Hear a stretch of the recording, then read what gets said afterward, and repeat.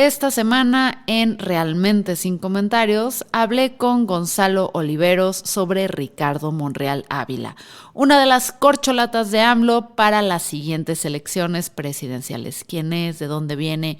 ¿Cuáles son sus fortalezas, debilidades y pasado turbio? Quédense aquí y escúchenlo.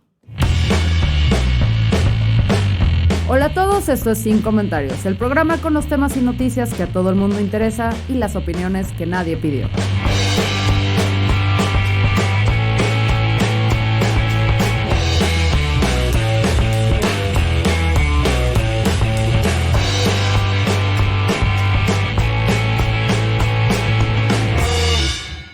¿Sabes qué es como el COVID que no se va?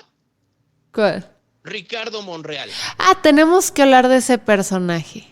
Me tienes que platicar con él, porque a ver, yo Ricardo Monreal es un personaje que nada más no puedo tragar, y yo entiendo que ha habido situaciones donde, por ejemplo, con esto de Cuarón, que él fue la persona responsable, quienes no se recuerden, cuando Cuarón andaba grabando Roma, que se la armó de super tos por estar grabando en las calles. Y que también cuando se estuvo hablando de todo este tema de la legalización de la marihuana, como que parecía, por un lado decía que no la quería obstaculizar, pero sus acciones demostraban lo contrario. Y bueno, ahorita lo nuevo de Monreal que me deja es pues acercamiento con Gibran, ¿no? Con Gibran Ramírez. Pero ¿qué onda con Monreal? O sea, ¿de qué cloaca sale además de la del PRI? Obviamente, como todos. Pero, a ver, es que hay que recordar, casi todos salen del PRI, pero hay de priistas a priistas. Monreal fue un político que comenzó de forma muy baja en el PRI, que era regidor en Zacatecas. Él es originario de Fresnillo, el santo niño de Atocha seguramente se encomendó a él más de una ocasión y fue subiendo poco a poco. Yo creo que Monreal comenzó a ser un personaje notable en 1997, cuando llegó a la Cámara de Diputados, en esa muy confrontada Cámara de Diputados. Yo les recomiendo, si es que pueden, que busquen. Hay una crónica que salió en el diario Reforma, si mal no recuerdo, el 1 de septiembre del 97, en donde se habla de cómo, porque esto es muy importante, Fernanda, mucha gente no lo recuerda. La primera ocasión en donde hubo una Cámara opositora, en donde la mayoría de los diputados eran de oposición y no eran del PRI, fue en el 97.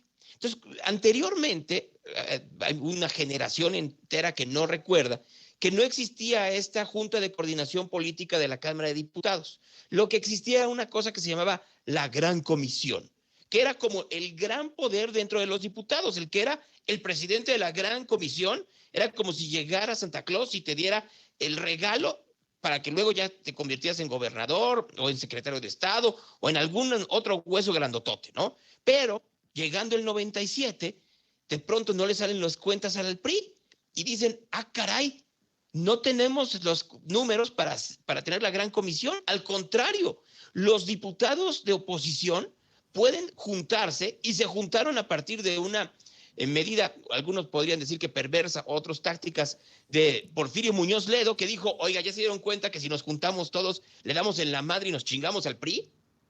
Y entonces, entre los que estaban intentando que no se instalara la Cámara, estamos hablando de un golpe de Estado técnico, o sea, nomás para que lo tomen en consideración, entre los priistas que estaban intentando que no se instalara la Cámara en ese 97, estaba Ricardo Monreal. Está en esa crónica la manera en la cual Monreal llegó con algunos otros priistas que se encontraban y les dijo algo así como, ya nos chingaron, ¿no? Así tal cual, ya nos chingaron, ya se pusieron de acuerdo en ese entonces el PAN, el PRD, inclusive el Partido Verde, el PT, por supuesto, que eran aún partidos que se encontraban, la chiquillada de ese entonces, en contra del PRI. Y entonces hubo una negociación en donde tuvo que entrar Zedillo, que se dio cuenta que si no se instalaba la Cámara de Diputados se iba a entrar en un conflicto enorme, y es ahí en donde se llega a un acuerdo, se crea esta Junta de Coordinación Política en donde se iba a estar rotando por distintos partidos, y se decide que Porfirio Muñoz Ledo le conteste el informe a Ernesto Zedillo y le dice esa muy famosa frase en donde dice, juntos somos más que vos, como diciéndole, ya te fregaste, chiquito. Y sí, efectivamente fue el principio del fin del PRI. En ese entonces, Monreal, priista de hueso colorado, dice, pues ya se chingaron al PRI, pero yo ya chingué y voy a ser candidato al gobierno de Zacatecas Sí. y voy a ganar con la maquinaria del PRI. Pero el PRI tenía otros planes y decide darle la candidatura a alguien más y Monreal hace berrinche y salta al PRD. Que Esto es muy específicamente es importante. donde se empieza a relacionar específicamente con AMLO, ¿no? Que es... Así es, porque López Obrador en ese momento, si mal no recuerdo, era presidente del PRD. López Obrador fue presidente del PRD después de que lo fue Cuauhtémoc Cárdenas y después de que lo fue Porfirio Muñoz Ledo. Y después le cedió la presidencia del PRD, si mal no recuerdo, Rosario Robles. Alguien ahí estuvo en la transición y luego fue Rosario Robles. Pero entonces se jalan a Monreal y Monreal gana la gubernatura de Zacatecas. Y a Zacatecas le va relativamente bien porque Monreal lo que hace es hacer una Pax, voy a dejarlo en Pax sin decir de qué, Amalia García, exactamente. Pero entonces, el hecho es de que le va relativamente bien a Ricardo Monreal, tiene sus zipizapes internos también dentro del PRD, gente que no lo quiere, Amalia García está entre ellos, entre muchos más, porque lo que termina por pasar es que Monreal comienza a mover sus piezas dentro de Zacatecas para crear su feudo. O sea, comienza a crear territorio Monreal, en donde sus hermanos, sus familiares, comienzan a tener una influencia mucho mayor en las decisiones políticas. Sí, comienza a haber cosas para migrantes, comienza a ver que puede haber mejores posibilidades de turismo, pero en la grilla política, todo lo que sucede hasta hoy día, si tú vas a Zacatecas, es territorio Monreal. Ok. Monreal, Monreal quiere seguir creciendo, por supuesto, porque además se da cuenta que el PRD se está desgastando de más. O sea, hay algo en el PRD que ya no lo deja a él y a sus hermanos, no lo dejan avanzar. Tan es así que pierde Zacatecas, los Monreal y la izquierda en la época de Peña. O sea, y entonces es cuando Monreal se une a López Obrador como el delegado en Cuauhtémoc en la primera etapa de Morena, siendo Monreal delegado en Cuauhtémoc y Claudia Sheinbaum delegada en Tlalpan. Monreal comienza a hacer algunos stands específicamente en los medios. O sea, él entra y demuestra cómo le habían dejado la delegación llena de gatos, lleno de condiciones que no son necesariamente las mejores, ¿no? Mientras que Claudia trata de llevar un perfil diferente, no tan cercano a los medios tradicionales, pero midiendo sus distancias para lo que va a ser la encuesta de encuestas, para ver quién va a ser el candidato al gobierno de la Ciudad de México. A todo esto hay que decir una cosa muy importante, Fernanda, porque Monreal en todos estos años, desde 1998 hasta el 2016, 2017, armó además de estas redes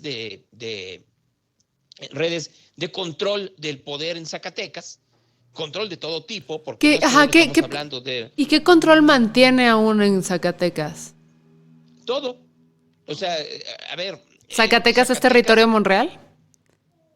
O territorio narco, como quieras verlo tú. Y sí, claro que Zacatecas es territorio mundial políticamente hablando. Ahí está su hermano David Monreal, que no tiene nada de lejanía con su hermano, pero lo tienen con empresarios, con emprendedores, y muchos dicen que efectivamente los acuerdos con el crimen organizado vienen desde los tiempos en donde Monreal fue el gobernador y que se fueron descomponiendo, curiosamente, si te das cuenta, a partir de la rebelión de Monreal con el gobierno federal, por alguna razón que habría que preguntarse. El hecho es que no solo tenía ese control dentro de Zacatecas, sino que tiene una amplia red de amigos, por no decir de complicidades, y de una movilización electoral muy interesante. Hay que recordar que el presidente López Obrador no solo ganó en el 2018 por el hastío y el apoyo popular, sino por una muy aceitada operación electoral en el país, en donde tuvo operadores electorales muy parecidos a los que tenía el PRI en el 2018, los que tuvieron junto con el PAN y los maestros en el 2012 para ayudar a Calderón en el 94, y así nos podemos seguir, nomás para tomarlo en consideración. Entonces, pues era lo que valía y vale de Monreal. En cualquiera de los momentos, Monreal es un tipo que sí es muy sofisticado. La revista Time dijo, es de los políticos que hay que ver para el futuro, es lo que es un perfil prometedor, etcétera, etcétera. A partir de esta sofisticación que tiene dentro de sus relaciones públicas, que no le sirvieron para que López Obrador le diera la candidatura a la jefatura de gobierno de la Ciudad de México. Monreal lo que decía era, a ver, Claudia Sheinbaum te puede servir más dentro del gabinete que en la jefatura de gobierno. Pero lo que quería López Obrador desde el 2017, 2018 y hasta ahora es perfilar a Sheinbaum como la primer mujer presidente. Uh-huh. Entonces, para allá va Monreal a ese berrinche, amenaza con salirse de Morena, viendo López Obrador que sí necesita esta operación territorial que tiene Monreal, hace una negociación con él y le dice, te doy la Secretaría de Gobernación. Aunque haya yo anunciado a Olga Sánchez Cordero, te voy a dar la Secretaría de Gobernación y a Olga la dejo como senadora. Cuando llega el momento, y le dice, para que tú mientras tanto, pues te vas como senador también, y ya hacemos el movimiento. Cuando llega el momento, no cumple. Lo que le cumple es que le va a dar todo el control del Senado. Y recuerden ustedes que el control del Senado no es nada más llegar y tocar la puerta de los senadores y irse a tomar un café. No, estamos hablando de una cantidad brutal de dinero. Uh-huh. O sea, por darles un ejemplo, Monreal recibió durante el último mes alrededor de entre 400 y 500 millones de pesos para poder repartir entre la bancada de Morena, a discreción. Esto es muy importante. Entonces, pues si se dan una pequeña idea, con ese poder de dinero, pues Monreal puede hacer muchas cosas. Sí, no es un solo cargo honorario, bonito, así de... No es un cargo honorario. O sea, sí tiene una capacidad política muy importante, pero la capacidad política tiene que ver con dos cosas. El poder mover sus fichas para poder tener posiciones electorales, o nuevos diputados, nuevos delegados, nuevos alcaldes, lo que tú quieras, y dinero. Monreal, al ver que efectivamente Claudia le estaba ganando la partida, comienza a mover fichas afuera del morenato, uh-huh. Entre ellas a Sandra Cuevas, la actual delegada la actual alcaldesa de Cuauhtémoc en la Ciudad de México, un perfil brutalmente polémico. Sí, de ella tendremos que hacer un episodio entero, aunque me tenga bloqueada. No se entiende, tiene bloqueado a todo el mundo porque no le gusta la crítica, pese a que es ilegal, hay que decirlo. Sí. Es totalmente ilegal que un funcionario público bloquee a un ciudadano de sus críticas o de sus recomendaciones, en cualquiera de los casos. Entonces, aquí estamos hablando de que Monreal mueve sus fichas y cuando se pierde la Ciudad de México en el 2021, o parte importante de ella, Claudia Sheinbaum va con el presidente y lo acusa. Y dice, no es mi incapacidad, que sí es su incapacidad, pero también que Monreal no jugó en equipo. ¿Y cómo va a jugar en equipo si se está dando cuenta que a él lo están dejando a un lado? Desde entonces, López Obrador no recibe a Monreal y le manda nada más mensajes, ¿no? Trata de tener una relación institucional con su hermano David, que es gobernador en Zacatecas, pero con Monreal, cero. Y Monreal juega esta partida en donde está o no está en Morena todavía. Sin embargo, en la Ciudad de México ya se pueden encontrar pintas en donde se ve cuál es su siguiente paso. Es una organización que se llama Camino por México. El eslogan es ni nos vamos a dejar ni nos vamos a rajar, que es una frase que repite Ricardo Monreal de forma recurrente. Y solo recordemos que así pasó en el inicio de la carrera política de Monreal, cuando saltó del PRI al PRD. ¿Podrá tener hoy en día capacidad de negociación Monreal con la oposición? No te sé decir, Fernanda. Después del affair de hace 2 días, se tendría que ver si Monreal no presionó a sus senadores por una cuestión de congruencia y para tratar de llevar la fiesta en paz con Morena, o porque le enseñaron un expediente en cualquiera de los casos. Pues es que sí, y ahí es donde como que se me hace mucha coincidencia, porque fue a principios del año, cuando Gibran Ramírez empieza a apoyar, o sea, como que empieza a cambiar el discurso de Gibran en contra un poco de Morena, de la 4T específicamente, y empieza a volcarse a favor mucho de Monreal, ¿no? Aplaudirle. Y es donde no me parece tan coincidencia que hayan reventado en el programa el octágono de la octava de Hernán, este perfil que claramente se ve con esta intención de, pues, de golpear a Gibran. O sea, si lo que están diciendo en esa investigación periodística, todas las porquerías que hizo Gibran, pues debería haber consecuencias mayores, que también me da mucha risa que lo truenen hasta que no está de acuerdo con ellos, pero que seguramente es información que la 4T tenía desde hace mucho tiempo, pero mientras eres de los nuestros no hay problema. Cuando estás en nuestra contra, ahora sí que hay que develar que eres una porquería, porque Gibran ha empezado a apoyar a Monreal muchísimo. Entonces, sí sentí ese programa como que, a ver, aquí te va Hernán la información para que golpees a Gibran, para quitarle como jugadores o golpear a Monreal, porque Gibran lo que sí tiene, creo yo, dentro de que tiene cosas muy feas, a veces hace análisis interesantes, es que sí es una persona que surgió pues como que de la gente, ¿no? O sea, es una persona que surgió de la nada y se ha ido construyendo, y creo que es una ficha interesante para el equipo de Monreal. A ver, yo creo que estamos siendo un poco injustos, porque Gibran Ramírez ha sido crítico de muchas cosas de Morena desde antes, tal vez no con la beligerancia de ahora. Y de la misma manera, esta confrontación que tiene Hernán Gómez con Gibran no es de hace una semana o dos. Uh-huh. Esta documentación tiene ya más o menos como un año, año y medio, ¿no? Nomás para que nos demos una pequeña idea. O sea, ya lo había presentado Hernán en La Octava cuando todavía no era un medio nada más por internet, sino que sí salía en el 8.1 de la Ciudad de México, y la confrontación entre Gibran y Hernán tiene un poco más de tiempo. Yo creo, Fernanda, que debiéramos algún día de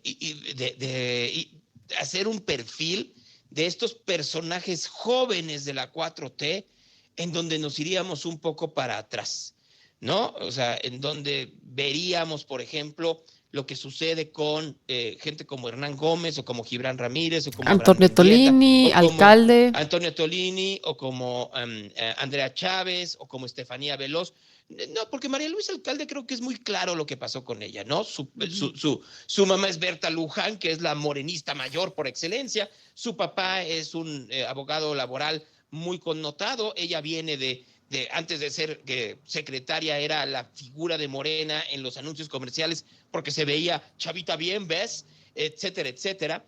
Entonces creo que en el caso de María Luisa Alcalde es muy claro. Tendríamos que hablar, por ejemplo, de los hermanos Martínez, Velázquez, ¿no? Tanto de Antonio como de Carlos, ¿no? La enorme capacidad intelectual que tiene Carlos contra la grilla de Antonio, de José Merino, Eduardo Clark, Andrés Layú. O sea, hay una parte en donde tendríamos que ver quiénes salen de Democracia Deliberada, quiénes salen efectivamente de otro tipo, Catu Arconada, quiénes salen de otro tipo de movimientos y cuáles son sus objetivos finales, ¿no? O sea, estoy de acuerdo contigo, o de la misma Citlali Hernández, que yo nunca descalificaría a Citlali por lo que la descalifica todo el mundo. Puedes confrontar sus ideas y puedes confrontar su visión del mundo, y además es platicar con ella y confrontarlo es muy nutritivo. O sea, ¿tú dices por qué la descartan de su apariencia constantemente? Así es. Sí, es terrible, es terrible.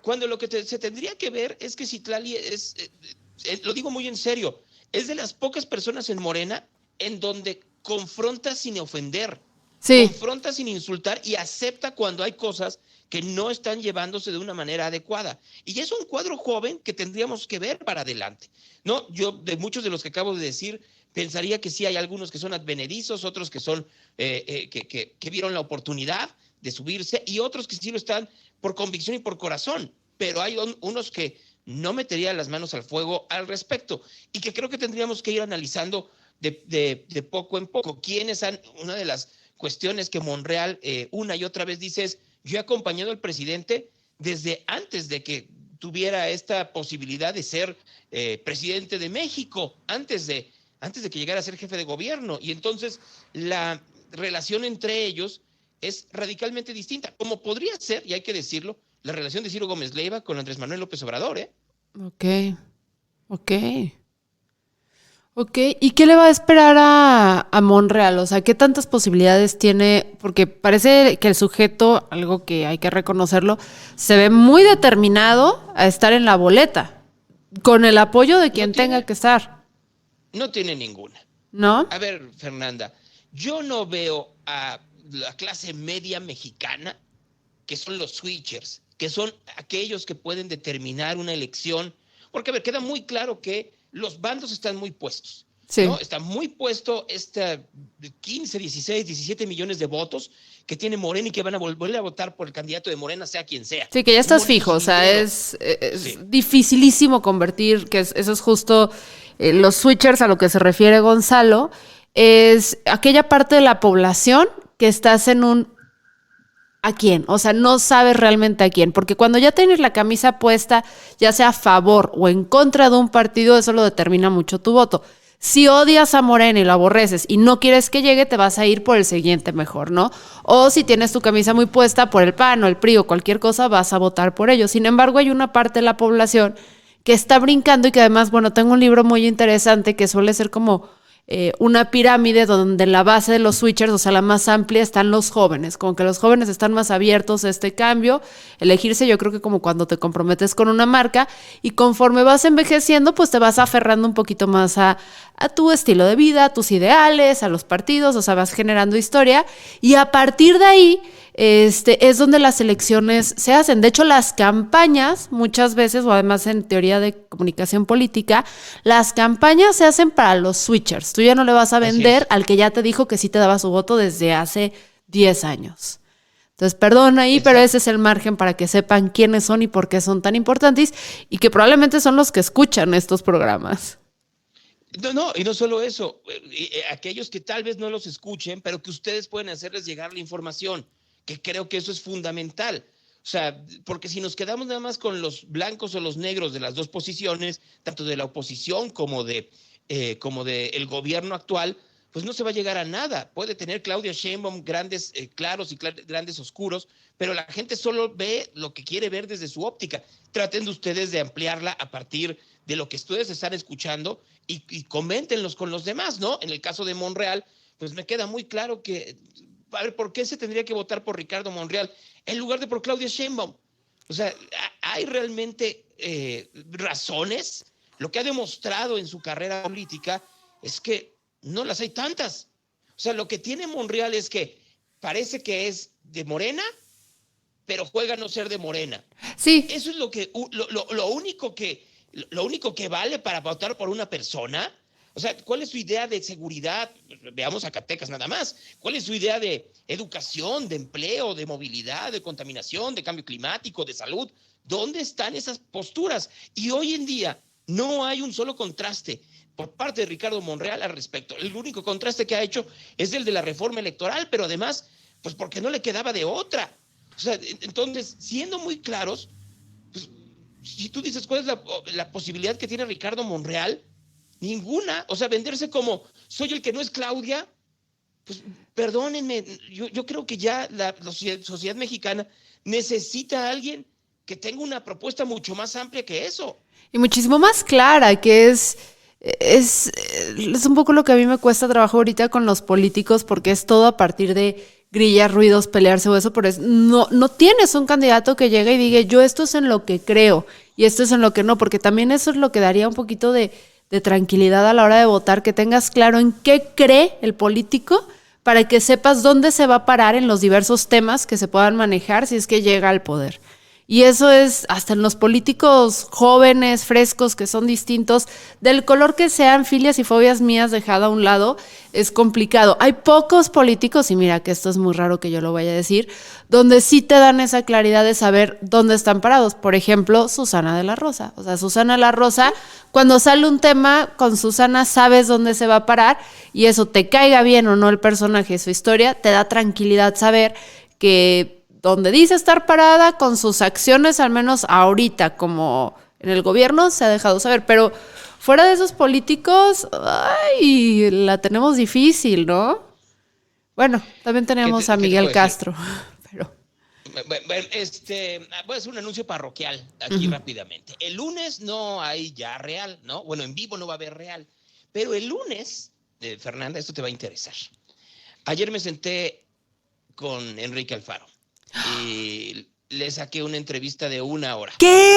O sea, estamos hablando de que Alfaro no le da entrevistas. Más de 20 minutos. Entonces, le saqué una entrevista de 1 hora en donde hablamos, ahí les va de qué. Hablamos de el zapotillo de agua, hablamos de vivienda y de cómo tiene que ser la vivienda, hablamos de movilidad y hablamos de qué funciona y qué no funciona de la movilidad hoy en día en el macroperiférico y de la línea 4 y de lo que se puede construir alrededor de la línea 4, hablamos de seguridad, hablamos por supuesto, hablamos del conflicto con la universidad y hablamos del conflicto dentro de Movimiento Ciudadano, ¿no? Entonces es una conversación larga,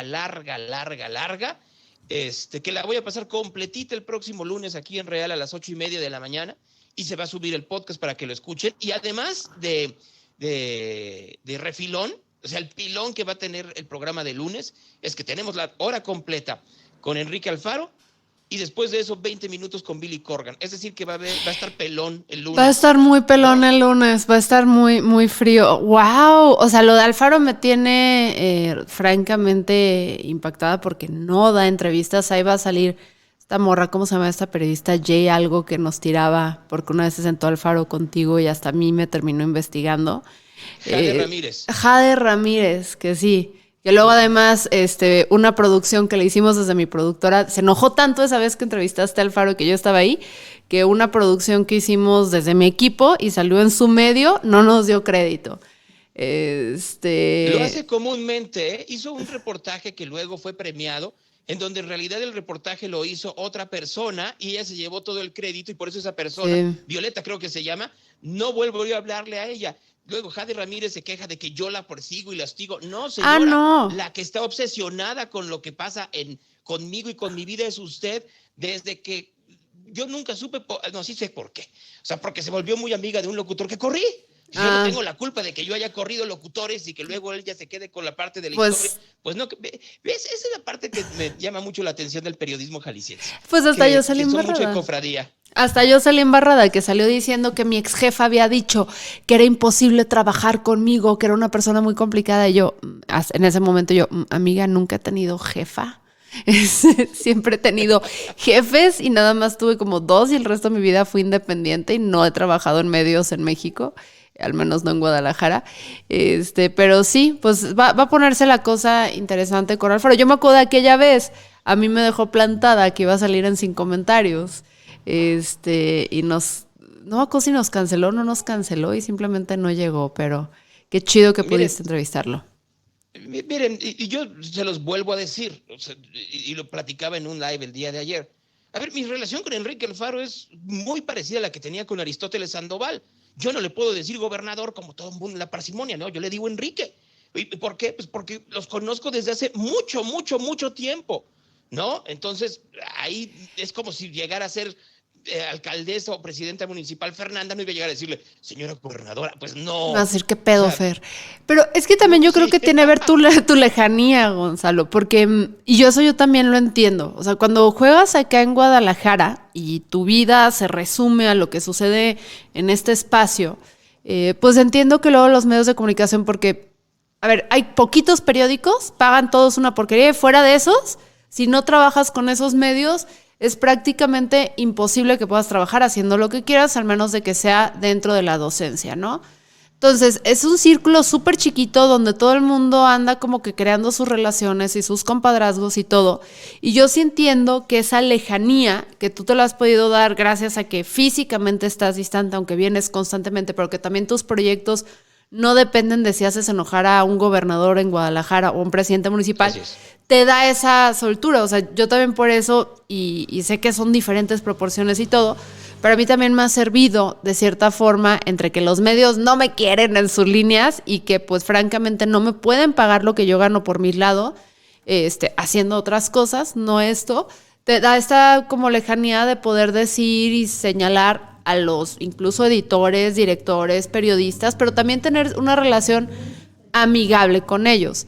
Y algo a mí que también me sirve mucho es pues no ser amigo del resto de los periodistas, no ser amigo del resto de los gobernadores y presidentes municipales, sino mantener una relación sana y chida, ¿sabes? O sea, mira, a ver, Fernanda, te voy a dar un ejemplo y ahí voy a poner el contraste. Terminando la entrevista, pues la entrevista realmente pues estaba planeada para 20, 30 minutos, ¿no? Uh-huh. Así son las entrevistas con Alfaro, pues nos echamos la hora Y entonces, pues la verdad es que la agenda se le compliqué la agenda, porque después de mí tenía una reunión con Pablo Lemus. Entonces entra Pablo Lemus a la oficina y entonces yo le digo a Pablo, le digo, ¿pero de qué te quejas si ya te fuiste a patinar con él? ¿No? Entonces, o sea, y todavía Pablo responde, es que fuimos a romper el hielo. Pues claro, al final de cuentas, yo no le veo algo malo a poder tener ese tipo de sarcasmo con un político. Si tú tienes ese tipo de sarcasmo con un periodista tapatío, llámese David Gómez Álvarez o el que sea, no lo aguantan. O sea, David lo ha tratado de soportar y ahí lo va llevando y luego comienza, sí, pero tú y Ricardo Salinas, tú y TV Azteca y tú y no sé qué. No, o sea... Yo voy a defender a mi David. Mi David ahí sí se ha visto como un caballero, porque sí me lo sapeas a veces muy rudo y el David yo veo que aguanta. Pero volvemos, es que tiene que ver con eso en donde muchos periodistas e investigadores, David lo ha aprendido porque sabe cómo soy, pero son carritos de Tonalá en Jalisco. Sí. O sea, no les puedes responder, oye, perdóname, estoy de acuerdo que ya ha de ser terrible que estés en desacuerdo con el gobernador y que efectivamente el gobernador te esté persiguiendo. No es necesariamente lo más padre que haga un informe y que hable del director de tu medio y del dueño de la estación de radio donde trabajas. No está padre, no está padre. Pero si tú le dices, a ver, ¿y por qué no vas a ver efectivamente la manera discrecional que se utilizan los dineros de la Universidad de Guadalajara? Se ofenden. Pues dicen, sí, no, ¿cómo es posible? ¿No? pero es que también... Entonces... Vuelvo a cómo escalar profesionalmente aquí en Guadalajara, porque a ver, muchas personas que se dedicaban a los medios y todo, o creces en los medios que están acaparados por estos viejos rancios, que algunos de ellos muy buenos, pero viejos rancios que realmente no están innovando. No hay un medio en Jalisco de los grandes que esté innovando, ahí tenemos los chicos de territorio que sí están haciendo cosas muy fregonas y otros medios que están haciendo sus esfuerzos, pero son los periodistas, son los de abajo, o sea, es la gente que le está trabajando, la que está luchando con todo para hacer cosas interesantes. Los directores, los que están en la parte de arriba de esta pirámide, no están haciendo mucho. Entonces, ¿qué ruta tienes para escalar? Porque el que ya está arriba es súper compa del dueño del medio, lleva años instalados ahí. Entonces, aguantar, o incluso brincar con un político luego a su equipo de comunicación social, como hemos visto que ha pasado en muchos casos. Y creo que ahí es donde entran estas relaciones, donde sí, señor, lo que usted quiera, y no hay estas entrevistas rudas o fuertes porque no te quieres confrontar contra el personaje. Y cuando tomas una postura tipo yo con Lemus, a mí es una persona con la que me encanta hablar que dicen, es que estás vendidísima con Lemus. Y yo, a ver, acuérdense que el primer día que tomó Guadalajara me lo tupí durísimo por una cuestión con con un niño en la calle, los policías que llegaron, y Lemus, o sea, reaccionó de una forma conmigo impecable, donde a pesar de que me lo fregué en redes, o sea, que le estuve dando lata, me apoyó para solucionar ese tema, que no era para mi beneficio, era para un niño en la calle, y puedes hacer chistes con él y ser sarcástico y jugar con Lemus, porque pues a cierto punto, pues no te enojas no te importa si se enoja mucho contigo, porque nunca vamos a decirle, oye, dame ahí una secretaría o échate unos millones para mi programa. Pero no solo eso, Fernando, o sea, no tiene nada más que ver con gente de Movimiento Ciudadano. O sea, yo puedo decir que a mí Carlos Lomelí me ha dado entrevistas muy buenas. O sea, y que nos hemos confrontado. Y también ahí está Irán Torres, en donde tenemos debates muy Irán no le saca. Fíjate que Irán es otro personaje con el que me gusta pelearme, porque no da golpes bajos, y hubo uno que se agarraron ustedes a fregadazos hace poco y yo me metí y algo le dije de que en México no nos logramos coordinar de algo, hice un chiste de las quesadillas y el güey le siguió y dije, pinche Irán, me hiciste reír, popó. No, es que, a ver, realmente sí se ve otra cosa en ellos, ¿no? Cosa que no puedo ver en otros más, ¿no? O sea, caso contrario, Frangé, o sea, mira, va para 2 años de administración y no ha podido darme una entrevista. Y perdónenme, alguien avísele al señor Frangé que este espacio, tanto en internet, en digital, como en Instagram, como en podcast, lo escuchan más que todos por los que ha pasado. Por todos, incluyendo los de mi casa. Así, tal cual se los digo. Entonces, nada más para que se lo vayan diciendo. No, David Gómez Álvarez no da golpes bajos. David es un caballero. O sea. No, David Gómez Álvarez no da golpes bajos. Nos confrontamos y luego hace mucho berrinche. Hay que decirlo, ¿no? Pero ¿sabes qué? Prefiero los berrinches de David que... fíjense, y en eso se va a acordar Fernanda. Tenía yo un colaborador. hermano de otro colaborador que llegó un día y me dijo, quiero aprender de ti, sí, quiero aprender de ti. Está bien, vienes los viernes, ¿no? Y entonces un día entrevisté a Kumamoto, en esa rispísima entrevista con Kumamoto. Y de pronto veo que a través de Twitter comenzó a darle datos a Kumamoto de lo que yo decía. Hey, pues no, o sea, yo no tengo incongruencias en mi discurso, pero eso no se hace cuando colaboras en un programa, ¿no? Sí, no, O sea, no. bajísimo. No sé Pero de quién estás hablando, luego si quieres pásame ahí el chisme en privado, pero es que no sabía que colaboraba ahí contigo, pero no, David es un caballero, o sea, hay gente, es que hay pocas personas con las que sí te puedes confrontar y tener discusiones dentro de los medios. Alguien a mí que me gusta que es periodista, tipo con Isaac. Con Isaac. Isaac de Loza. Sí, eso es o sea, ese sujeto más que es Es. muy divertido como persona. Puedes discutir, puedes todo, y es una persona muy chida. Rubí, que es parte de su equipo también. No lo conozco, pero por ejemplo, gente que trabaja ya sea cercano a la universidad o de la universidad, Iván Serrano Jauregui. Iván Serrano es una chulada. Isaac de Loza se me hace un gran periodista, Omar García se me hace un buen periodista, Víctor Hugo Magaña. Mi crítica hacia ellos, y se lo he dicho a Gabriel Torres, no es por su línea editorial, pues a ver, es como, pues si trabajas en un medio, pues tienes una línea a favor o en contra bajo los intereses y convicciones que puedas tener, sino que la creatividad de Radio DG se ha decaído brutalmente, pero ¿no? También yo los entiendo, porque no, o sea, si llegan y quieren hacer algo transgresor y distinto y todo eso, pues tienen a alguien ahí arriba que, pues, Gabriel Torres es el que define muchas cosas, ¿no? Que no quiere que sacuden el barco. Entonces, pues también yo los entiendo porque es de, a ver, o sigo empujando, sigo empujando, o ya hago lo que quieran para poder hacer otras cosas por allá y ya. Pero para eso a lo que voy, o sea, una cosa es cómo pueden reportar y todo, y estamos hablando, y tengo otros que sinceramente yo sí digo, yo no les creo nada, ¿no? A Sonia Serrano, con el respeto que me merece, ya hoy no le creo ni un céntimo, ¿no? O sea, se nota, mira, era como cuando Carmen Aristegui, así creaba cosas y decías, yo no me la trago, y luego pues me aventaba la carrocería, ¿no? Pues así. Tal cual, te tengo que dejar porque tengo otra entrevista, Fernanda. Va que va. Pero, les mando un beso a todos. Nos vemos en 2 semanas, ¿no? Sí, nos vemos en el 2023. Ya estoy perdida. Sí. Chao. Bueno, cuídate, Sandra.